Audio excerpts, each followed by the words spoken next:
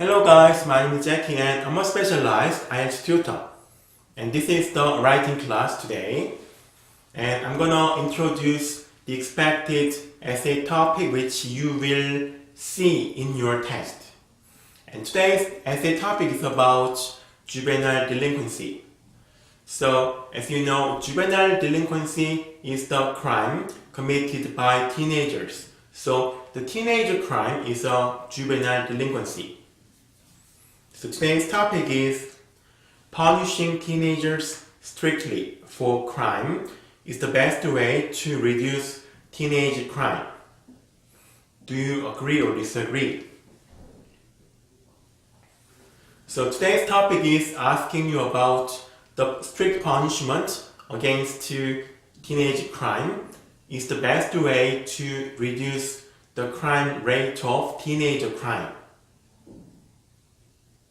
So I'm gonna deal with that issue today. So let me start with introduction. There might be contentious debate regarding the issue of whether it is necessary for government to punish adolescents for their crime or not. The opponent might disagree with my stand.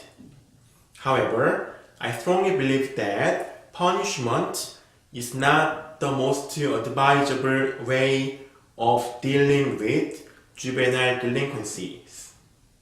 In this regard, I will write this essay concerning my own opinions. And that is very simple and easy introduction. So if we want to finish writing your introduction in a short time, you can take my example. So it would be very helpful for your writing an introduction. So let me turn to body 1. So usually when I write body 1, I usually start with saying it is partially true that. So in the body 1, I'm gonna explain the reasons why strict punishment is necessary against juvenile delinquencies. Let me start. It is partially true that penalizing teenagers for crimes is necessary. Nowadays, there are several social issues, and one of them is the increase of juvenile delinquencies. They are becoming more cruel and violent, so that government and authorities need to take an action. However, if teenage offenders are just punished leniently, they would not be aware of the seriousness of their behavior and feel guilty of their crime. In contrast, being punished strictly for their illegitimate actions, it can not only make them realize their fault, but also deter other teenagers from offending due to the exemplary penalization.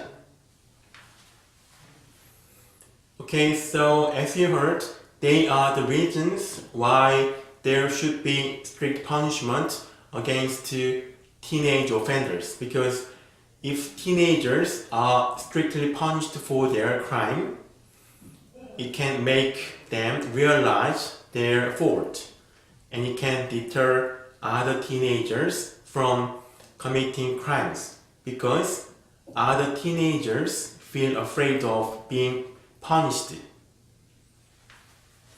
So they are the reasons for the body 1.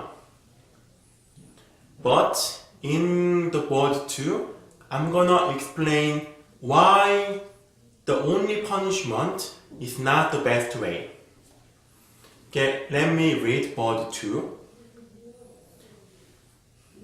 However, only strict punishments are not the best way. Only strict punishments are not the best way to reduce teenage crimes. Admitting the necessity to punish teenagers rigorously for felonies such as homicide or raping. Felony means very serious and heavy crime. Not all juvenile delinquencies can be dealt with strictly because there are some misdemeanors, although those misdemeanors can lead to serious crimes. Misdemeanor is light crime. In addition, if all teenage offenders are punished rigidly, such as putting them into jail, after being released, they will not be able to adapt to society, with being stigmatized as a criminal. It will rather cause teenage crime rate not to decrease but to increase. So in the body 2, I explained why just strict punishment is not the best way. Because as you heard, not all juvenile delinquencies can be handled with strict punishment. And if teenagers are just strictly punished after being released from the jail, they cannot adapt to society. So it can make teenagers commit the same crimes again. So let me finish with in conclusion.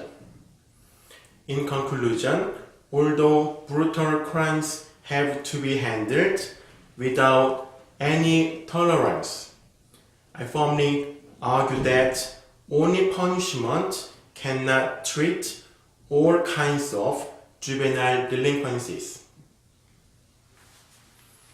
Okay, so today's topic is about juvenile delinquency. So you can memorize the vocabularies I used and you can take the structure of my essay. I'm going to upload more useful videos for you students. Thank you for being with me. Thank you.